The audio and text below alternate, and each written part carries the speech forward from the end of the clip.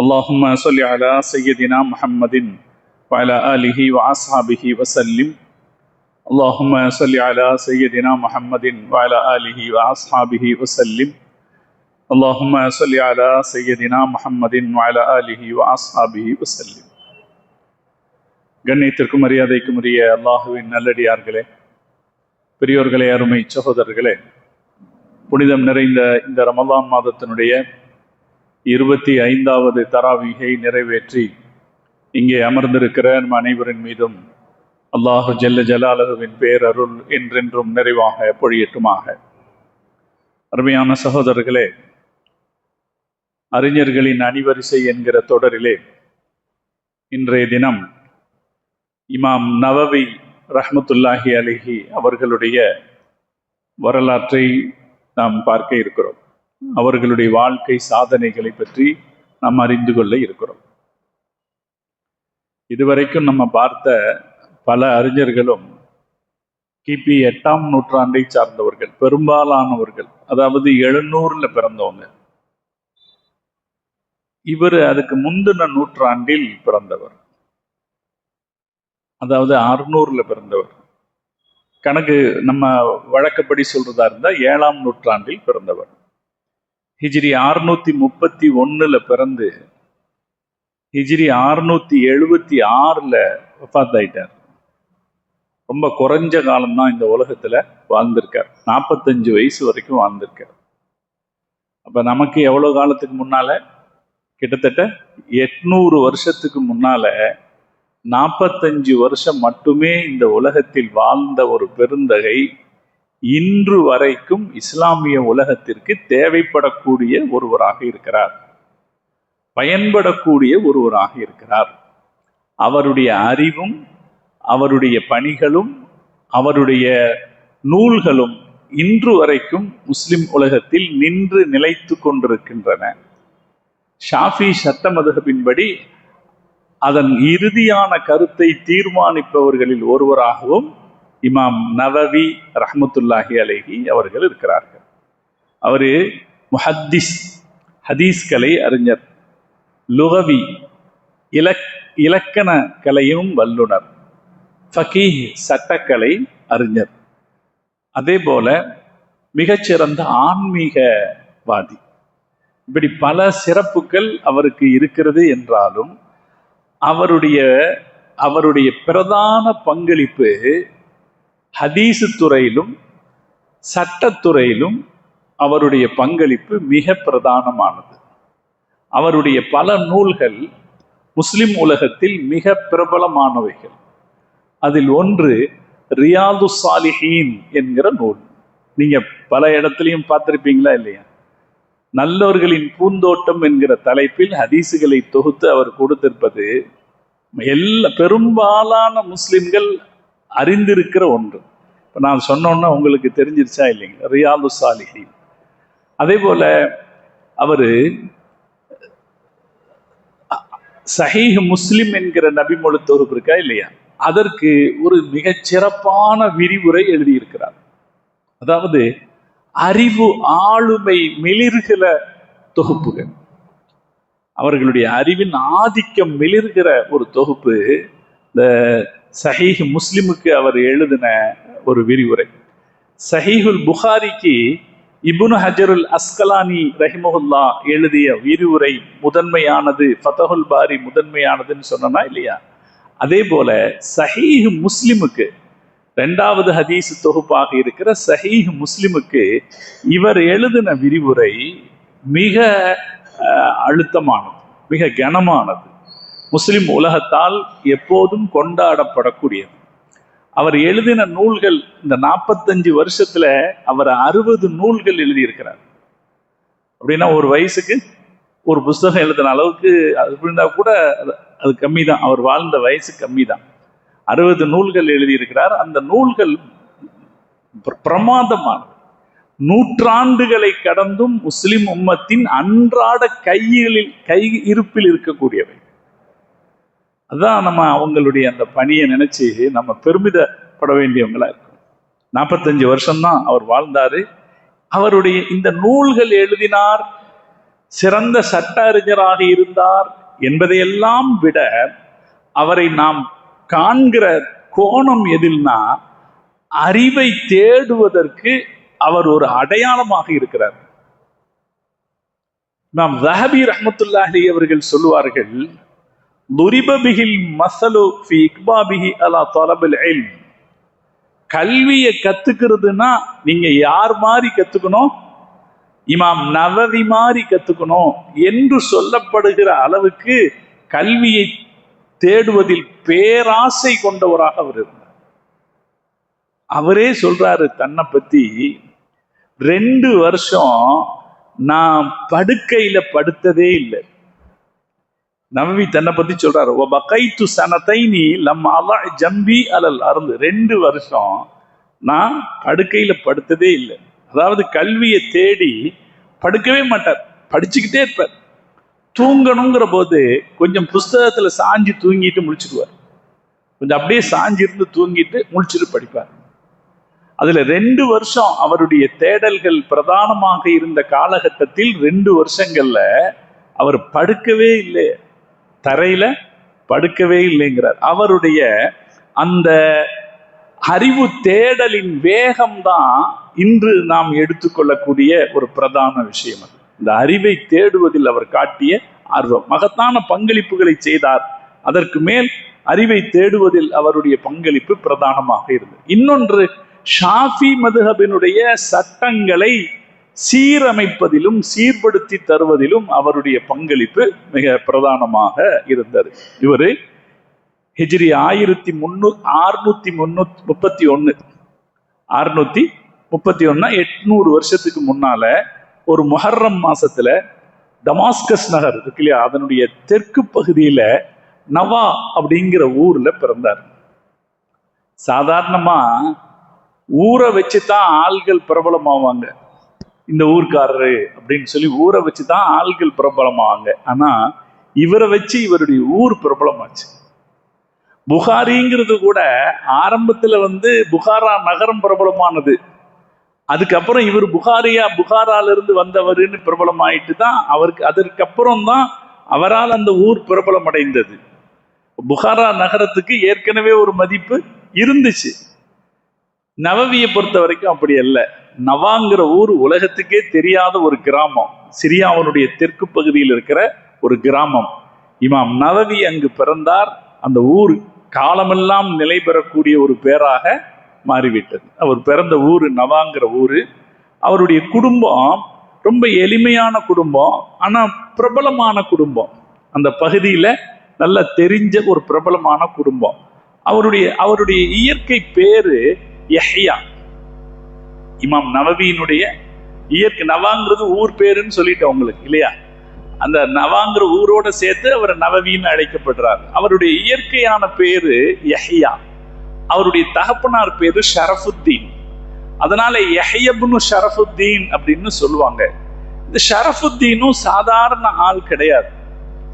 ஷரஃபுத்தீன் அவருடைய தகப்பனாரை பத்தி அலாவுத்தீன் இப்னு அத்தார் சொல்றாரு, அஷேக் ஜாஹித் அல் வர வலியுல்லா. அவரு சிறந்தவர், அவரு துறவு மனப்பான்மை கொண்டவர், இந்த உலகத்தின் மீது பற்றில்லாமல் வாழ்ந்தவர், ரொம்ப பேழுதலான வாழ்க்கைக்கு சொந்தக்காரர், வலியுல்லா, அல்லாவின் நேசராக இருந்தவர். இது அலாவுத்தீன் இப்னு அத்தார் அவருடைய தந்தையை பற்றி சொல்லக்கூடிய ஒரு விஷயம். அது ஒரு விஷயம் இருக்கு, மகனை விட அத்தா அதிக காலம் வாழ்ந்தார். இப்ப நம்ம யாரை பார்க்கிறோமோ இமாம் நவவியை விட அவங்க அத்தா அவரை விட 9 வருஷம் அதிகமா வாழ்ந்தார். அவருடைய 70வது வயசுகளில் தான் அவர் வஃபாத் ஆனாரு. அவர் மௌத்தான போது அவருக்கான காயிபு ஜனாசா தொழுகை நாட்டின் பல இடங்களில் நடந்துச்சான். அவருடைய பெருமை எந்த அளவுக்கு பரவி இருந்ததுங்கிறதுக்கு ஒரு உதாரணமாக இந்த செய்தியை சொல்றாங்க. நவவி இமாமுடைய தகப்பனார் ஷரஃபுத்தீன் இறந்த போது அவருக்கான ஜனாசா தொழுகை நாட்டின் பல பாகத்திலும் நடந்தது என்பது அவரது சிறப்புக்கான ஒரு எடுத்துக்காட்டு. இப்ப இவங்க அந்த நவாங்கிற ஊர்ல இமாம் நவவி வளர்றாங்க. சின்ன வயசிலிருந்தே அவருக்கு விளையாட்டுகளில் ஆர்வம் இல்லை, படிக்கிறதுல தான் அவருக்கு ஆர்வம். முஸ்லிம்கள் சின்ன வயசுல எதை கையில் எடுப்பாங்க? குர்ஆன். ஆரம்பத்துல எடுத்த உடனே நம்ம சமூகத்துல குர்ஆனைத்தானே கையில் எடுப்பாங்க. அது அல்லாஹ் வச்ச ஒரு பெரிய ஒரு கிருபை. எந்த ஊர்ல எந்த மாதிரி இடத்துல இருந்தாலும் ஒரு 3-4 வயசுல நம்ம குழந்தைங்க கையில அலிஃபா கிதாபை கொடுத்துறது நம்ம சமூகத்தினுடைய ஒரு பெருமை. அதுல முயற்சி எடுக்கிறதும் உண்மையில பெரிய விஷயம். இப்பெல்லாம் என்ன ஜாஸ்தி பார்க்கிறோம்னா 12 வயசுல குர்ஆனை முடிச்சிடுற பசங்களை பார்க்கிறோம். நான் 2 நாளைக்கு முன்னாடி சென்னையில இருந்தேன். 7வது படிக்கிற பையன் தொலை வைக்கிறான். தராவி தொழுகையில கியாமுல் லைல் தொலை வைக்கிறான். கேட்டா ஹிஃப்ஸ் முடிச்சிட்டாரு. 7வது படிக்கிறதுனா 14 வயசு. 14 வயசை விடையும் சின்ன வயசுல முடிச்சிடுறாங்க. நான் இளையாங்குடியில ஒரு ஸ்கூலுக்கு போயிருந்தேன். ஹாஃபில் பட்டம் கொடுக்கறதுக்காக ஒரு பிள்ளைக்கு 7வது படிக்கிற ஒரு பெண் குழந்தைக்கு ஸ்கூல்ல ஹாஃபில் பட்டம் கொடுக்குறாங்க. இப்ப நம்ம ஊர்லயும் பல பள்ளிக்கூடங்கள் வந்துருச்சு, ஹிஃபுல் ஓதி கொடுக்குறாங்க. சின்ன வயசுல குழந்தைங்க ஹாஃபில் ஆயிடுறாங்க, ஹாஃபில் ஆக்கல் ஆயிடுறாங்க. நம்ம கிட்ட ஆண் குழந்தைகள் பெண் குழந்தைகள் இருந்தா நம்ம ஒரு தீர்மானம் பண்ணிக்கலாம். இது அவங்களுக்கு ரொம்ப லேசா இருக்கு இப்ப குர்ஆனை பாடமாக்கிக்கிறது.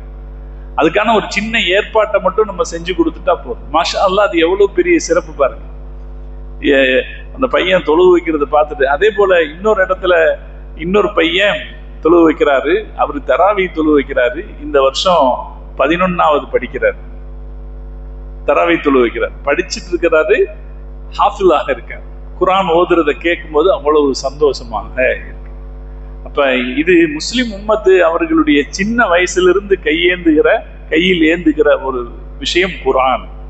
இவரும் குர்ஆனை சின்ன வயசுல கையில் ஏந்தினாரா? அவருக்கு குர்ஆன் ஓதுறதுல தான் இன்ட்ரெஸ்ட் இருக்கே தவிர விளையாடுறதுல இன்ட்ரெஸ்ட் இல்லை. இதனால பசங்க அவரை கேலி செய்வாங்க. இது நடக்கும் தானே, எல்லாரு கூடயும் சேர்ந்து விளையாட வராம எப்ப பார்த்தாலும் ஓதிக்கிட்டு இருக்கிறாருன்னு அவனை கிண்டல் பண்ணுவாங்க. அப்ப அழுவார் இவர்.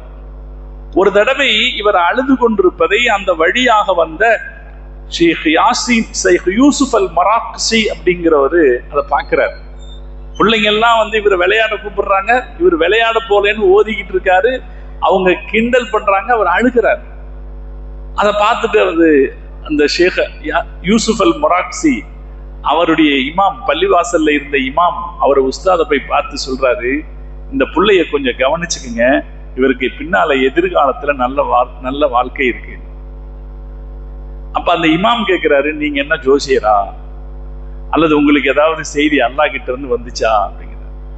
அப்ப அவரு சொன்னாரு, ஷேக் யூசுப் அல் மராக்சி சொன்னாரு, அப்படியெல்லாம் இல்லை, நான் ஜோசியக்காரனும் இல்லை, எனக்கு அல்லாஹ் கிட்ட இருந்து எந்த செய்தியும் வரல, எனக்கு மனசுல தோணுச்சு உங்கள்கிட்ட சொன்னேன் அப்படின்னு சொல்லிட்டு அவர் போயிட்டார். அவர் ஏதோ ஊர்க்காரர், இந்த ஊருக்கு வர்ற வழியில இந்த காட்சியை பார்த்துட்டு அவங்களுடைய இமாம் கிட்ட அதை சொல்லிட்டு போனாரு. அந்த இமாமுக்கு அது மனசுல பட்டுருச்சு.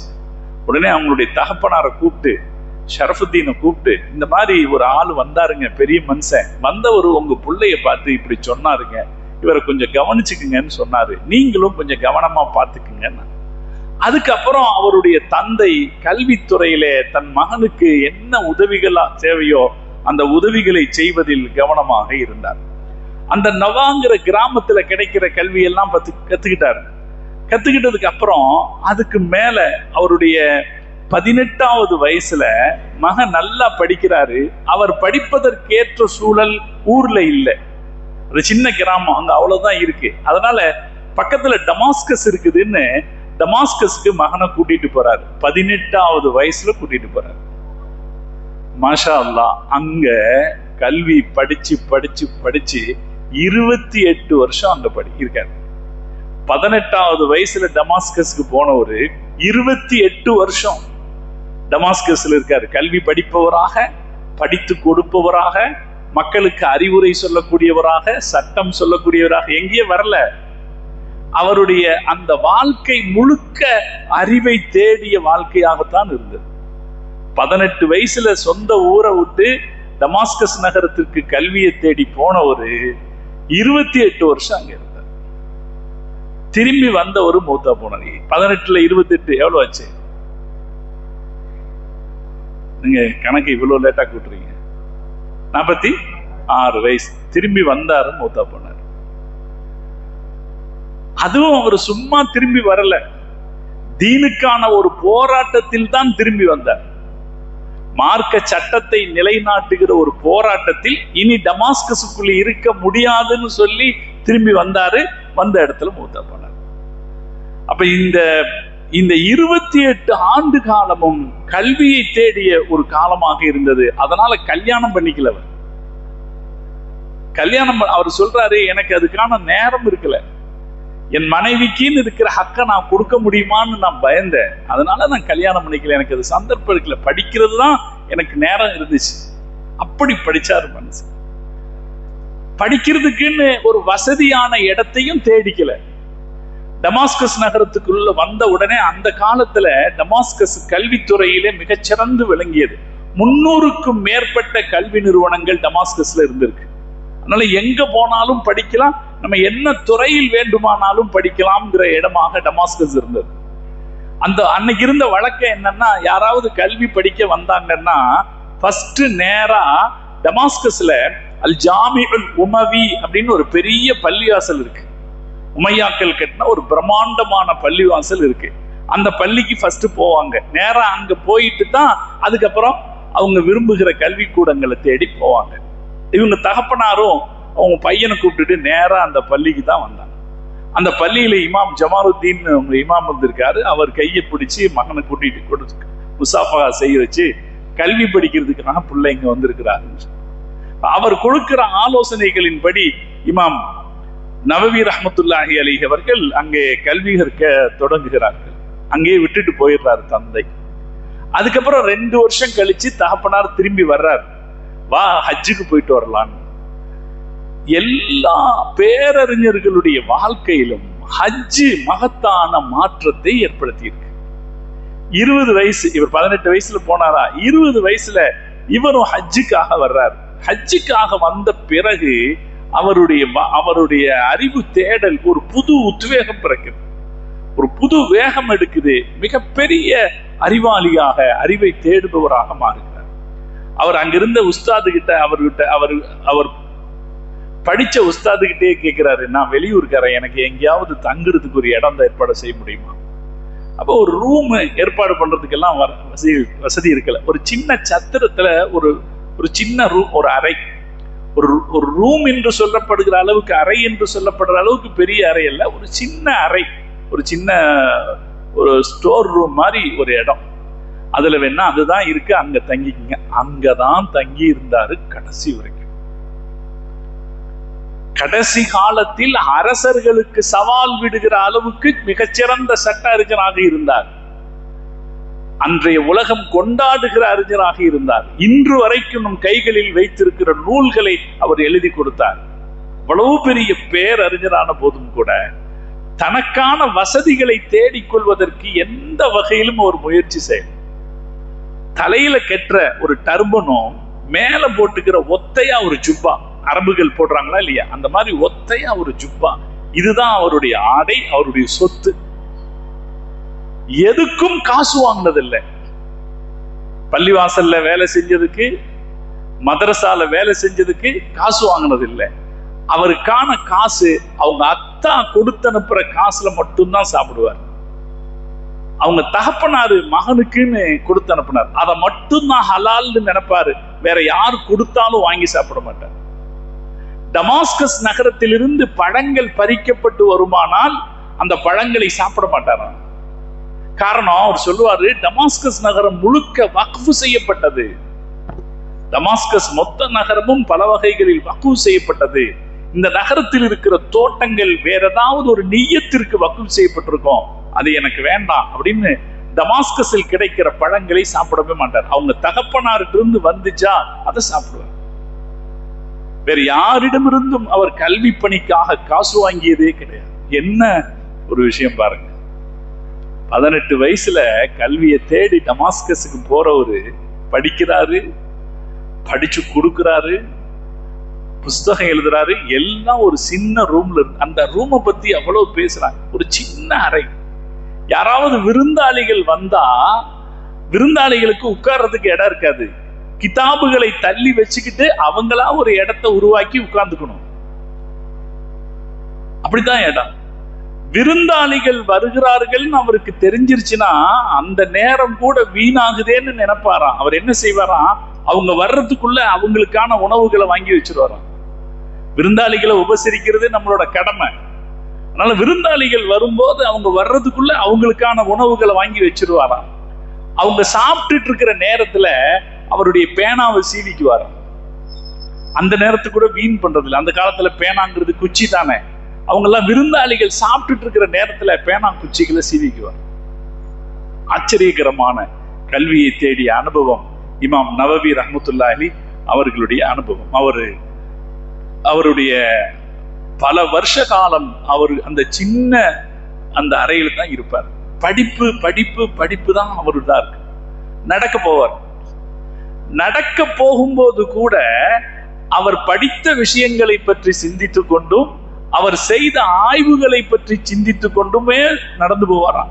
நடக்கும் போது கூட அவருடைய நினைப்பு சிந்தனை செய்வதிலேயே இருக்கும். அவர் படித்த விஷயங்களை பகுப்பாய்வு செய்வதிலேயே அவருடைய சிந்தனை இருக்கும் அப்படின்னு சொல்றாங்க.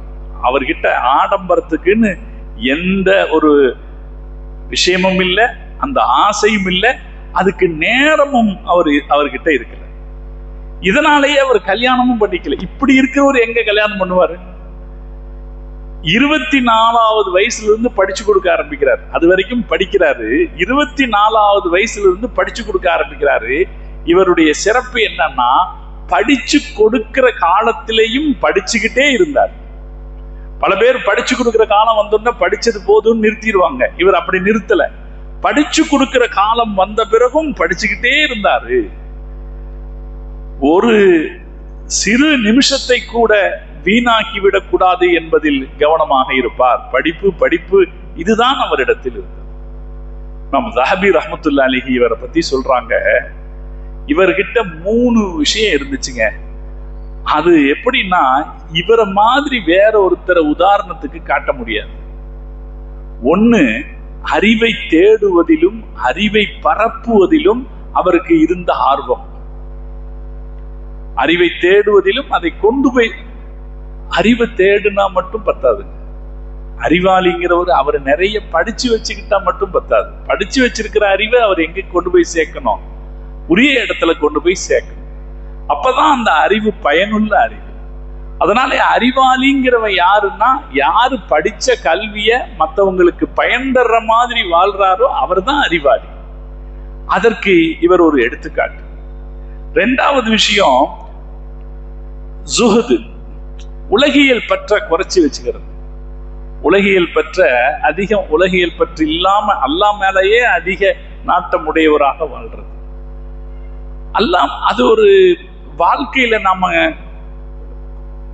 கொஞ்சம் பழக வேண்டிய ஒரு விஷயம் தான். அல்லாஹ்வை நோக்கி நாம நெருங்கணும் அப்படின்னா உலகத்தை ரொம்ப ஆசைப்பட்டா நடக்காது. உலகத்தினுடைய வாழ்க்கை வசதிகள், ஆடம்பரம், உல்லாசம், உலகத்துல கிடைக்கிற சுகங்கள், அதுல ரொம்ப ஆசைப்பட்டோம்னு வைங்களேன், என்ன கிடைக்காது? அல்லாஹ்வை நெருங்கிறது நடக்காது. அல்லாஹ்வை நெருங்கிறதுன்னு வரும்போது உலகத்தின் மீது இருக்கிற ஆசை கொஞ்சம் குறைச்சிக்கிட்டே வரணும். எவ்வளவு குறையுதோ அந்த அளவுக்கு நாம் என்ன ஆவோம்? அல்லாஹ்வை நெருங்கி வருவோம். இது யதார்த்தம். அவர் அப்படி இருந்தார். அவர்கிட்ட இருந்த ஜுஹது, அதுக்கும் இவர் மாதிரி ஒருத்தரை காட்ட முடியாது. அதே போல ஸஹபி இமாம் சொல்றாங்க, இவர்கிட்ட இருந்த இன்னொரு பெரிய விஷயம் என்னன்னா, அல் அம்ரு பில் மஅரூஃப் வன் நஹி அனில் முன்கர், நல்லதை ஏவி கெட்டதை தடுப்பதில் இவரை போல் ஒருவரை பார்க்க முடியாது. இவர் வாழ்க்கை எப்படித்தான் வாழ்ந்தாரு? ஒரு சின்ன ரூம்ல கிடைச்ச இடத்துல அறிவை தேடி வாழ்ந்தாரு. நிறைய மக்கள் அவரிடத்தில் வருவார்கள், கல்வி கற்பார்கள். அவரிடத்தில் கல்வி கற்றவர்களுடைய பட்டியல் ஒரு பெரும் பட்டியல் இருக்கு. கல்வி கற்றுட்டு போவாங்க. ஆனா அதே நேரத்துல மார்க்க ஃபத்வா சொல்ற விஷயத்திலேயும் அரசர்களுக்கு அறிவுரை சொல்ற விஷயத்திலேயும் எந்த தயவு தாட்சணியமும் காட்ட மாட்டார். இவர் வாழ்ந்த காலம் இருக்க, இந்த நான் சொன்ன 7ஆம் நூற்றாண்டு காலம், 600 ஹிஜ்ரி 600 காலம், தாத்தாரியர்களுடைய படையெடுப்புகள் ஒரு பக்கம் நடந்துகிட்டு இருந்த காலம். இன்னொரு பக்கம் சிலுவை யுத்தக்காரர்களுடைய சிரமங்கள் இருந்த காலம். இந்த ரெண்டும் இருந்த காலகட்டத்துல அரசர்கள் குழப்பமான சூழ்நிலையில இருந்தாங்க. மம்லூக் அரசர்கள் அப்படிங்கிறவங்க இந்த டமாஸ்கஸ் ஆட்சி செய்துகிட்டு இருந்தாங்க.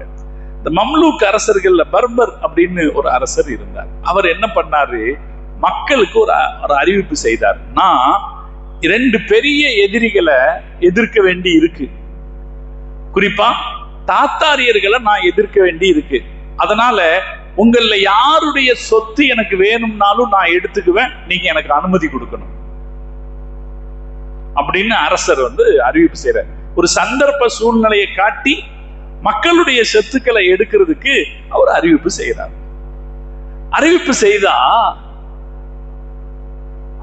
ஆலிம்கள் சில பேர் அதெல்லாம் சாத்தியப்படாதுங்க, நீங்க ஒரு ஆளோட சொத்தை ஹலாலான முறையில எடுக்கணும் இல்லையா, ஹலாலான முறையில எடுக்கணும்னா அவர் கொடுக்கணும், நீங்க கேட்கணும், அவர் கொடுக்கணும், இல்லாம ஒருத்தருடைய சொத்தை நீங்க எடுத்துக்கிறது சாத்தியப்படாதுங்க அப்படின்னு சில பேர் மறுக்கிறாங்க. மறுக்கிறவங்களெல்லாம் அவர் கொலை செய்றார், அரசர் கொலை செய்றார். அதுக்கு பயந்துகிட்டு பல அறிஞர்கள் எடுத்துக்கலாங்க, அத்தியாவசியத்துக்கு அப்படி மக்கள் சொத்தை எடுத்துக்கலான்னு இருக்குதுங்க அப்படின்னு தீர்ப்பு கொடுத்துடுறாங்க. யார் அவருக்கு சார்பா தீர்ப்பு கொடுக்குறாங்களோ அவங்க தப்பிச்சுக்கிறாங்க, யார் எதிரா தீர்ப்பு கொடுக்குறாங்களோ அவங்க கொல்லப்படுறாங்க. இந்த சூழ்நிலையில அரசர் கேட்கிறார், என்னுடைய இந்த தீர்மானத்துக்கு எதிராக பேசுற யாராவது நாட்டுல இருக்காங்களா அப்படின்னு கேட்கிறார். அப்ப அவருடைய அதிகாரிகள் சொல்றாங்க, ஹல் பக்கிய அஹதுன், யாராவது இருக்காங்களா? காலு, இந்த அதிகாரிகள் சொன்னார்கள், நாம் பக்கிய ஷேக் முஹியுத்தீன் அன்-நபவி, ஷேக் முஹியுத்தீன் அவருக்கு பட்ட பேர், ஷேக் முஹியுத்தீன் அன்-நபவி இருக்கிறாரு, அவர் உங்க கருத்தை ஆதரிக்கலன்னு. அப்ப அவரு எழுத சொல்றார், நீங்க அவரை கூப்பிடுங்கன்னு விசாரிக்க சொல்றாங்க. விசாரிச்சுட்டு நீங்க எனக்கு எழுதி கொடுங்க, நான் செய்யறது சரிதான் அப்படின்னு எழுதி கொடுங்கிறார். அதெல்லாம் எழுதி தர முடியாது அப்படின்னு மறுத்துறார். இவர் வாழ்ற வாழ்க்கை எப்படி? நம்ம அறிஞர்கள் அப்படிங்கிறவங்க, அவன் அறிவு அவனை பாதுகாக்கும். எப்ப பாதுகாக்கும்னா அறிவுக்கு ஏத்த அளவில் அவன் நடந்திருக்கணும். நான் பத்ரு அன்னைக்கு உங்களுக்கு ஒரு செய்தி சொன்னேன். உத்துபா ஒரு அறிஞனாக இருந்தான். மக்கா காஃபிர்கள் ஒருத்தன் அறிஞனாக இருந்தான். மக்காவில் எந்த குடும்பத்திற்காவது பஞ்சாயத்து தேவைன்னா அவங்ககிட்ட தான் வருவாங்க. மக்காவில் மட்டுமல்ல, அரபகத்தில், அரபு நாட்டில் யாருக்காவது குடும்பத்தில் பிரச்சனை என்றால் பஞ்சாயத்து தேடி வர்றது யார்கிட்ட தான்? உத்துபாட்ட தான் வருவாங்க. ஒரு ஆச்சரியம் சொல்லட்டா உங்களுக்கு, முதல்ல மதீனால இருந்து 6 பேர் நம்ம ரசூலுல்லாவை சந்திச்சு ஈமான் கொண்டாங்க. அதுதான் மதீனால இருந்து முதல்ல ஈமான் கொண்ட முதலாவது அகபா உடன்படிக்கைன்னு. இந்த 6 பேர் வந்தது ரசூலுல்லாவை பார்க்கிறதுக்கு இல்ல, இந்த 6 பேர் வந்தது உத்துபாவை பார்க்கிறதுக்கு. எதுக்கு வந்தாங்கன்னா, மதீனால அவங்க குடும்பங்களுக்குள்ள பிரச்சனை, ஹவுஸ் ஹஸ்ரஜுகளுக்குள்ள பிரச்சனை. அதுல ஒரு சண்டையில நிறைய பேர் இறந்து போயிட்டாங்க. இனிமேல் இப்படி நடக்க கூடாது, நமக்கு இடையில யாரையாவது ஒருத்தர் வச்சு பஞ்சாயத்து பேசி இதுக்கு ஒரு சுமூக முடிவு காணணும்னு சொல்லித்தான் உத்துபாவை தேடி 6 பேர் வர்றாங்க. 6 பேர் உத்துபாவை தேட வந்தா உத்துபா பிஸியா இருக்காரு. உத்துபாவை அவங்க சந்திக்கும் போது உத்துபா சொல்றாரு, நாங்க இந்த முகம்மதுன்னு ஒரு ஆளு இப்ப நபின்னு சொல்லிக்கிட்டு எங்க ஊர்ல கொஞ்சம் பிரச்சனை பண்ணிக்கிட்டு இருக்காரு. அதனால அவர் பிரச்சனைக்குள்ள நாங்க வர்றதுக்கு, உங்க பிரச்சனைய நான் கேட்கறதுக்கு நேரம் எனக்கு கம்மி, நான் பஞ்சாயத்து பண்ற அளவுக்கு எனக்கு நேரம் இல்லை, இன்ஷா அல்லாஹ் பின்னாடி பாத்துக்கலாம், இன்ஷா அல்லாஹ் சொல்லல, பின்னாடி பாத்துக்கலாங்கிறார். இவர் இப்படி முகம்மது நபின்னு பேரு சொன்ன உடனே இந்த 6 பேருக்கும் திடீர்னு ஒரு ஸ்ட்ரைக் ஆகுது. யூதர்கள் கடைசி நபின்னு ஒருத்தரை சொல்லிட்டு இருக்கிறாங்களே, அந்த நபி இவராக இருப்பாரோ என்று ஸ்ட்ரைக் ஆகுது. இந்த 6 பேரு யாரை பார்க்க வந்தாங்க? உத்துபாவை பார்க்க வந்தவங்க. அவர் வாயிலிருந்து வந்த முகம்மதுங்கிற வார்த்தை, நபிங்கிற வார்த்தையை கேட்டுட்டு ரசூல்லா பார்க்க வந்தாங்க, இஸ்லாத்தை ஏத்துக்கிட்டாங்க. அல்லாஹ் வச்ச ஏற்பாடு. இதுல நம்ம கவனிக்கிறது என்னன்னா, உத்துபா அப்படி அரபு மக்களால் தங்களது பிரச்சனைகளுக்கு தேடி வரப்படக்கூடிய அறிவாளியா இருந்தான். ரசூலுல்லாவே அவனை பத்ர் யுத்தத்தின் அன்னைக்கு பாராட்டினாங்க. அதோ பாருங்க இந்த சிவப்பு தலப்பா கட்டிட்டு ஒரு ஆள் இருக்கிறானே, அவன் சொல்றதை கேட்டிருந்தா இந்த மக்கள் அழிஞ்சு போயிருக்க மாட்டாங்கன்னு சொன்னான். ஆனா அறிவாளி, ஆனா என்ன ஆயிடுச்சு, அறிவாளினா அவனுடைய அறிவு என்ன வழிகாட்டுகிறதோ அதுல நிலைச்சு நிக்கிற ஒரு இயல்பு இருக்கணும். அபூஜஹலு குடும்ப பெருமையை தூண்டி விட்டன, அவன் தற்பெருமைக்கு ஆளாகி அறிவை விட்டுட்டான். அறிவாளிங்கிறவரு எப்போ அவர் பெரிய படிச்சவராக இருந்தா மட்டும் பத்தாது, அவர் சத்தியம்னு வரும்போது சத்தியத்தில் நிலைத்து நிற்பவராக இருக்க வேண்டும். சந்தர்ப்ப சூழ்நிலைகளுக்கு சமரசம் செய்து கொள்பவராக இருக்கிறவர் அறிவாளியாக அவர் சமூகத்துக்கு பயன்பட முடியாது.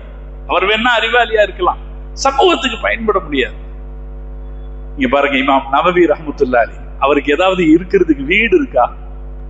இருக்கிறதுக்கு வீடு இல்லை. அவருக்கு சொந்த பந்தம்னு கூட்டம் ஏதாவது டமாஸ்கஸ்ல இருக்கா? அதுவும் இல்லை. அரசர் என்ன சொல்றீங்க சொல்லுங்கன்னு கேட்கிறாரு, அதெல்லாம் நீ சொல்றத ஒத்துக்க முடியாதுங்கிறார். இப்ப அவர் கேட்கிறாரு, ஏன் முடியாதுங்கிறீங்க? நான் நல்ல காரியத்துக்கு தானே போறேன். தாத்தாரியர்களை எதிர்த்து சண்டை போடுற ஒரு நல்ல காரியத்துக்கு போகும்போது மக்களுடைய காசு பணம் எடுத்துக்கிட்டா என்ன தப்பு, ஏன் முடியாதுங்கிறீங்கிறார். அப்ப அவர் சொன்னாருங்க ஒரு வார்த்தை, அவர் சொல்றாரு, ஆனா அரிஃபு அன்னக்க குந்த ஃபிர்ரக், நீங்க எல்லாம் அடிமை வம்சத்தை சார்ந்தவர்கள். அவங்க எல்லாம் அடிமை வம்சம்னா முன்ன இருந்த அரசருக்கு இவங்க அடிமைகளா இருந்திருப்பாங்க. அந்த அரசருக்கு பின்தோன்றல்கள் யாரும் இல்லாத போது இவர்களுக்கு ஆட்சி வந்திருக்கும். இந்தியாவிலும் அடிமை வம்சத்தவர்கள் இருந்தாங்களா இல்லையா? அரசர்களுக்கு அடிமையாக இருப்பவர்கள் பிற்காலத்தில் அரசர்களாய்ப்பா. இவர் சொல்றாரு, எனக்கு நல்லா தெரியும், நீ அடிமையாக இருந்த அரசனுக்கு அடிமையாக இருந்த உனக்கு அப்போ ஒரு காசும் ஒரு பைசா காசு உனக்கு இருக்கல.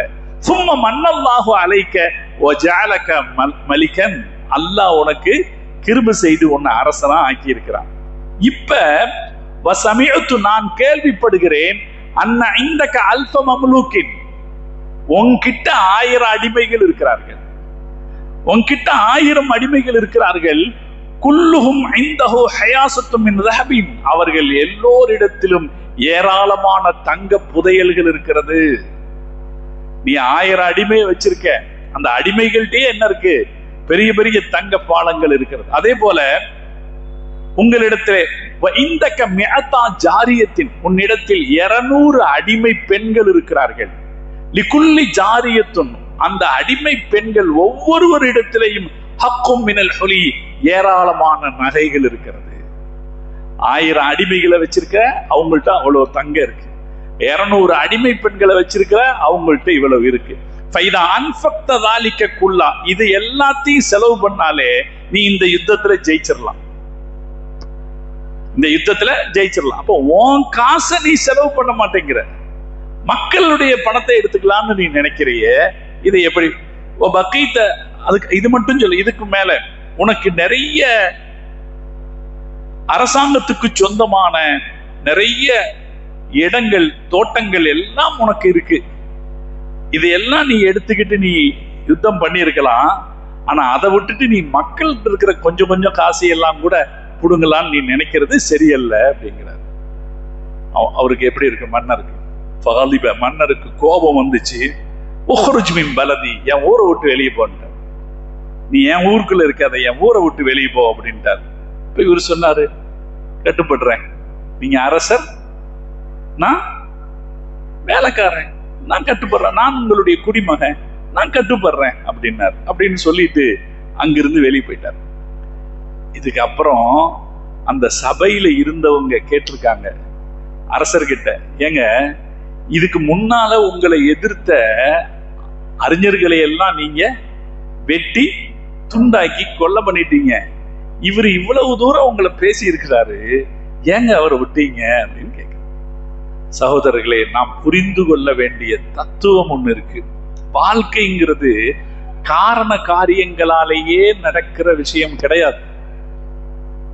காரண காரியங்களாலேயே தத்துவங்களால் நடக்கிறது வாழ்க்கை.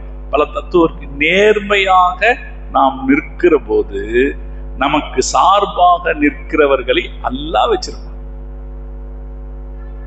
அந்த அரசன் சொன்னா, நான் மற்றவங்களை எல்லாம் கொல்ற மாதிரி அவரையும் கொள்ளலாம் தான் நினைச்சேன். அவங்க கேட்டாங்க, ஃபகீல் அலில் மலிக் மா சபபு அதமு கத்திலிக்க லஹு, ஏன் நீ அவரை கொலை செய்யல அப்படின்னு கேட்டான்.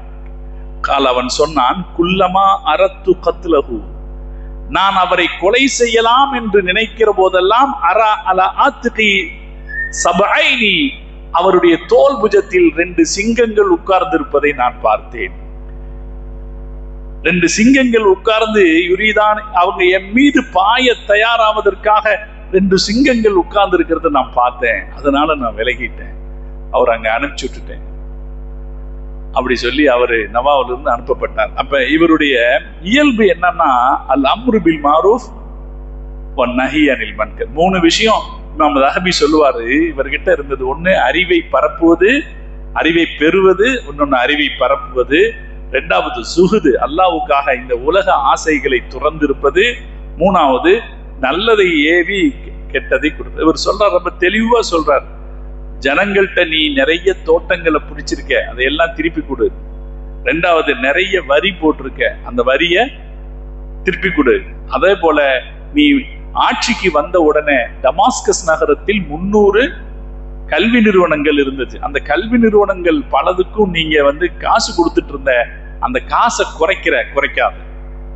3 அறிவுரைகளை அவர்கிட்ட சொன்னாரு. கடைசியில இந்த ஒரு பிரச்சனையில மம்லூக் சுல்தான் ருக்குனுத்தீன் அல் பைபஸ் அவருடைய கோபத்துக்கு ஆளான உடனே அவரு வெளியே அனுப்பிட்டார். அவர் வெளியேற்றுவார் என்பது மக்களுக்கு தெரியும், எல்லாருக்கும் தெரியும். இவரும் என்ன செய்ய மாட்டாரு, பணிஞ்சு போக மாட்டாரு, வெளியேற்றுவாருன்னு தெரியும். அப்ப அவங்க கிட்ட அவர் கேட்கிறார், இந்த மக்கள் அவர்கிட்ட கேட்கிறாங்க, எங்க அரசரை நீங்க எதிர்த்தீங்கன்னா என்ன?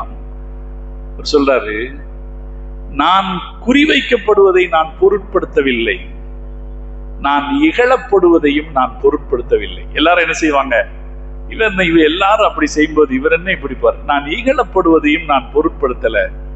அதே போல யாரிடத்தில் நான் யாருக்கு அறிவுரை சொல்ல தேவைப்படும் போதும் அறிவுரை சொல்லாமல் இருக்கவும் நான் நினைக்கல.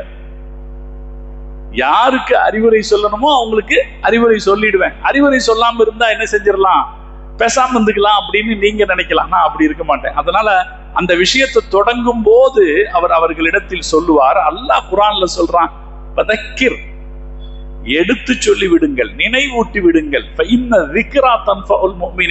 நீங்க சொல்றது மூமின்களுக்கு கண்டிப்பா பயனளிக்கும்.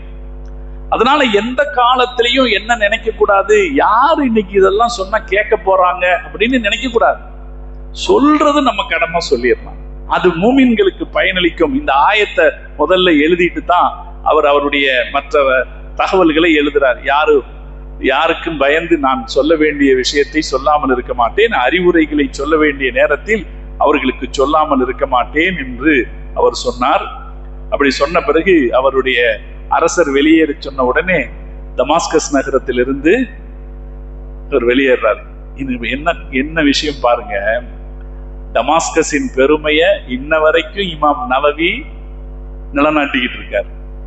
வெளியேற்றின அரசன் பேரு இவர் வழியாக உலகத்துக்கு தெரிந்தால் தெரியுமே தவிர வேற வழியில தெரியாது. அதுதான் நினைவில் கொள்ள வேண்டிய ஒரு விஷயம். அவர் வெளியேற்றப்பட்டாரு.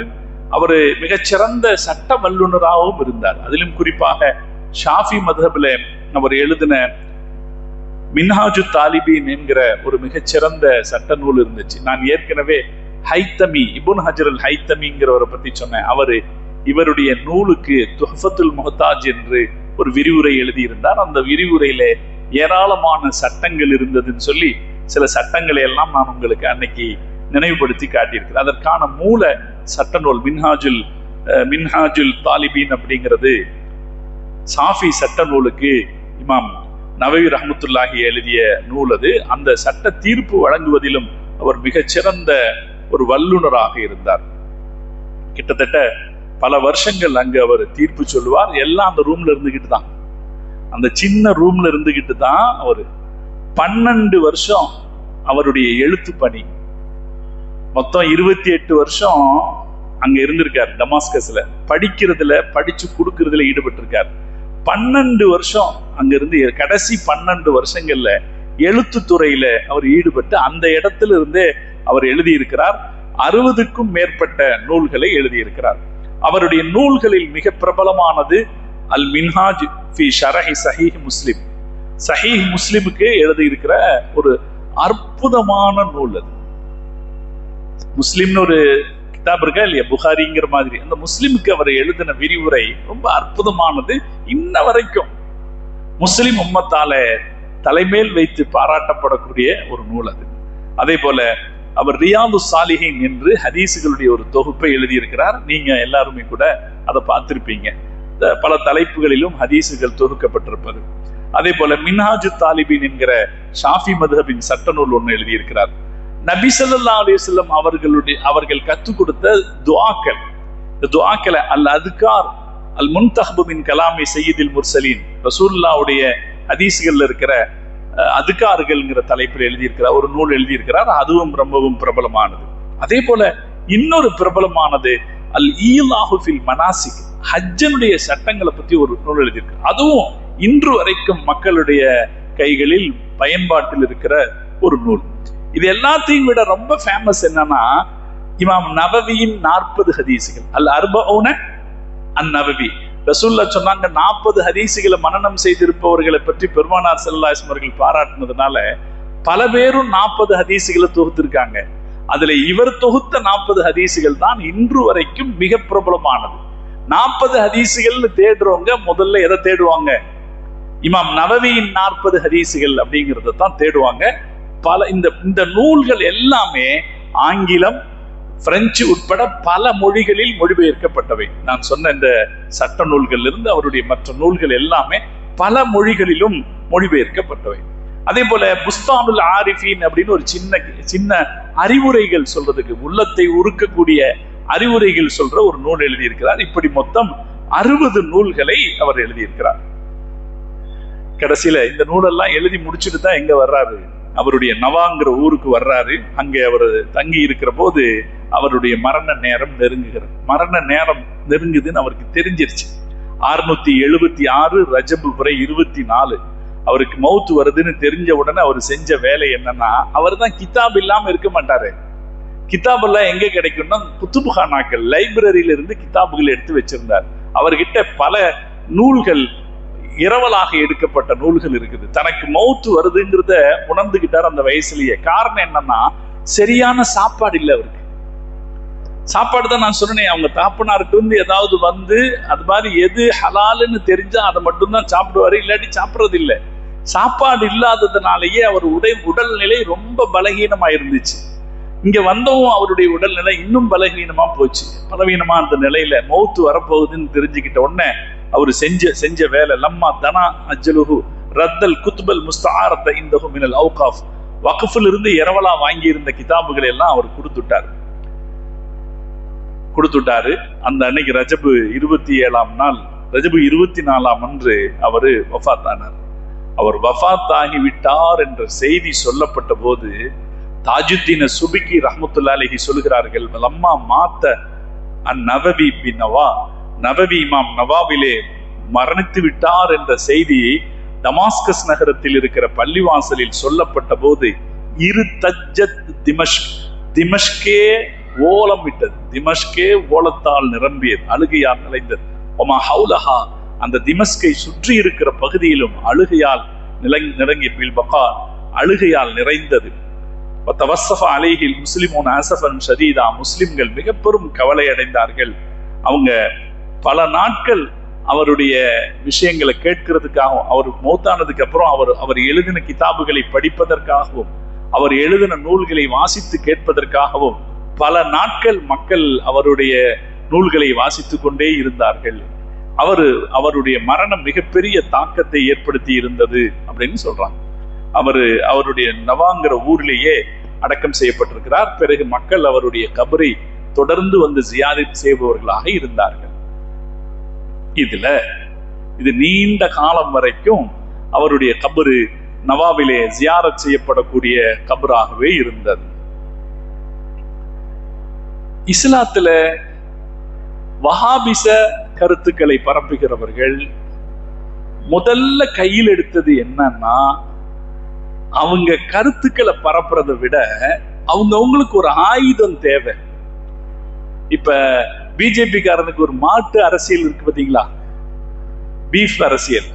அதாவது ஒரு கொள்கையை கொண்டு போறதுக்கு நேரடியா கொண்டு போக முடியாத போது மக்களுடைய உணர்ச்சிகளை திருப்புறதுக்கு வேற ஏதாவது ஒரு வழி தேவை. அப்படி தேவையாக வஹாபிசம் பேசியவர்கள் கையில் எடுத்த முதல் ஆயுதம் கபறுகளை உடைத்தல். முஹம்மது பின் அப்துல் வஹாப், வஹாபிசத்தின் தந்தைன்னு அறியப்படுறவரு, அவருடைய கருத்தை தொடர்றதுக்கு அவர் முதல்ல அது எங்கிருந்து தொடங்கினார்னா, ஸைத் இப்னுல் ஹத்தாப் ரலியல்லாஹு தஆலா அன்ஹுங்கிற சஹாபியினுடைய கபரை உடைச்சி அவர் இந்த பணியை தொடங்கினார். ஜனங்களுக்கு எப்போதுமே ஒரு கருத்து வரும்போது ஏதாவது நான் தீவிரமா செய்கிறேன்னு ஒரு அடையாள செய்தி மக்களுக்கு தேவை. அதை வச்சுதான் இது நடந்துச்சு. இந்த உதாரணமா தொப்பி போட மாட்டேன், ஏதாவது இருக்கா? தொப்பி போட வேணான்னு சொல்றதுல ஏதாவது இருக்காங்க? எல்லா தலைவனும் என்ன செஞ்சிருக்கான்? தலைவன் ஆகும்போது தொப்பி போட்டுடுறான். ஏன்டா அப்புறம் தொப்பியை பத்தி இவ்வளவு பிரச்சனை ஏற்படுத்தினீங்க? எதுக்கு இவ்வளவு பிரச்சனை ஏற்படுத்தினீங்க? அப்படின்னா ஒரு வழி தேவைப்படுது, ஒரு ஊடகம் ஒண்ணு தேவைப்படுது. அவங்க கொள்கையை கொண்டு போறதுக்கு, இந்த வெறி ஏத்துறதுக்கு ஒரு ஊடகம் தேவைப்படுது. அப்படி வஹாபிசம் பேசுகிறவர்களுக்கெல்லாம் கிடைத்த பெரிய ஊடகம் என்னன்னா கபறுகளை எதிர்ப்பது. அதுல முஹம்மது பின் அப்துல் வஹாப் நேரடியாக போய் உடைத்த கபரு தான் ஸைத் இப்னு ஹத்தாப், உமர் ரலியல்லாஹு தஆலாவுடைய அண்ணனுடைய கபரு. அதை உடைச்சுதான் என்ன பண்ணாங்க, அவங்களுடைய பிரச்சாரத்தை தொடங்கினாங்க. அதுக்கப்புறம் கபறுகளை எல்லாம் உடைச்சாங்க. எல்லா மக்கா மதீனால இருந்த கபறுகளை எல்லாம் உடைச்சாங்க. இதோ ரசூலுல்லாஹ்வுடைய கபரை மட்டும் விட்டு வச்சுட்டாங்க. இதே மாதிரி தான் இன்னைக்கும் பல போராளி அமைப்புகள் முஸ்லிம் சமூகத்துக்குள்ளே, இஸ்லாமிய சமூகத்துக்கு எப்படி நடக்கணும், எந்தெந்த சூழ்நிலையில் எப்படி நடக்கணும்னு தெரியும். அந்த சமூகத்தினுடைய மனோநிலையை மீறி தீவிர பற்றாளர்களாக, தீவிர ஆதரவாளர்களாக, தீவிர போராளிகளாக காட்டிக்கிட்டு வர்ற பல பேர் எப்படி இருப்பான்னா, இந்த மாதிரி புதுசா இருக்கிற கருத்துல தான் வருவான். இப்படித்தான் அரபு நாட்டுக்குள்ளே பல தீவிரவாத அமைப்புகள் இருக்கிறது. இப்போ நம்ம கேள்விப்படுறோமா இல்லைங்களா? அல் காய்தா அமைப்பு, தாகிஷ் அமைப்பு, எல்லாம் கேள்விப்படுறோமா இல்லையா? இந்த அமைப்புகளுக்கு பின்னால் எல்லாமே என்ன இருக்கு? இந்த வஹாபிச கொள்கையினுடைய சார் இருக்கு. இப்படி ஒரு அல் காய்தா அமைப்பினுடைய ஒரு அமைப்பாக இருந்தவங்க அன்-நுஸ்ரா அப்படின்னு ஒரு அமைப்பு சிரியால இருந்தாங்க. அன்-நுஸ்ரான்னு ஒரு அமைப்பு. நிறைய அமைப்புகள் போராளி, இஸ்லாத்தை நிலநாட்டுறதுக்கு போராடுறோம் இருக்கிற அமைப்புகள். அந்த நுஸ்ரா அமைப்பு என்ன செஞ்சதுன்னா, இந்த நவா பகுதி அவங்களுடைய கட்டுப்பாட்டுக்குள்ள வந்தபோது தங்களுடைய அடையாளத்தை நிலைநிறுத்திக் கொள்வதற்காக இமாம் நவவியினுடைய கபரை உடைத்தார்கள். எப்பன்னா 2015. எப்ப? இப்ப 2015. நீங்க அல் ஜசீரால பாருங்க, தெரியும். அல் ஜசீரா 8 ஜனவரி 2015. எத்தனை வருஷம் ஆச்சு அப்படின்னா 10 வருஷம். 10 வருஷத்துக்கு முன்னால சிரியாவில் இருக்கிற அமைப்புகள் அந்த இமாம் நவவி அவர்களுடைய ஜோர்டானியன் பார்டர்ல இருக்கக்கூடிய நவாங்கிற ஊர்ல இருக்கிற அவருடைய கபரை உடைத்தார்கள், தங்களுடைய ஆதிக்கத்தை நிலைநாட்டிக் கொள்வதற்கு. அது வரைக்கும் அவருடைய கபரு எங்க இருந்துச்சு? 2015 வரைக்கும் நவாவில் இருந்தது. அவர்கள் உடைத்தார். இது காலம் முழுக்க இவங்கெல்லாம் செய்யக்கூடியது. தப்பான குழுக்களுடைய அடையாளம், தப்பான குழுக்களுடைய அடையாளமாக காலம்பூராகவும் அறியப்பட்ட ஒரு செய்தி இது. ஆனா இமாம் நவவி அது வரைக்கும் மக்கள் அவருடைய கபரை போய் ஜியாரத் செய்வாங்க. அவருடைய அருமையையும் பெருமையையும் தெரிந்து கொண்டது. மகத்தான ஒரு மார்க்கத்திற்காக உழைத்த ஒரு ஆன்மா, மகத்தான பங்களிப்பை இந்த மார்க்கத்திற்கு செய்தவர். அவர் கொடுத்த ஷஹீஹ் முஸ்லிமுடைய ஷரஹ் என்பது, விரிவுரை என்பது சாதாரணம் அல்ல. அவர் கொடுத்த ரியாது சாலிஹின் தொகுப்பு என்பது சாதாரணமானதல்ல. அவர் கொடுத்த மின்ஹாஜு தாலிபீன் என்கிற சட்ட நூல் சாதாரணமானதல்ல. அவர் கொடுத்த புஸ்தானுல் ஆரிஃபீன் என்கிற ஆன்மீக நூல் சாதாரணமானதல்ல. 800 வருஷத்திற்கு முன்னால் அவர் எழுதி வைத்தவைகள் இன்றும் நமக்கு மக்கள் பயன்பாட்டில் இருக்கிற நூல்களாக இருக்கிறது என்பது அந்த பெருமக்களுடைய அந்தஸ்தை நமக்கு காட்டுகிறது. அல்லாஹ் ஜல்ல ஜலாலுஹு இந்த பெருமக்களுடைய அறிவார்ந்த பாதையில் நடக்க அல்லாஹ் நம் அனைவருக்கும் தௌஃபீக் செய்தல் புரிவானாக என்று துஆ செய்து நிறைகிறேன். வ ஆஹிரு தஅவானா அல்ஹம்துலில்லாஹி ரப்பில் ஆலமீன்.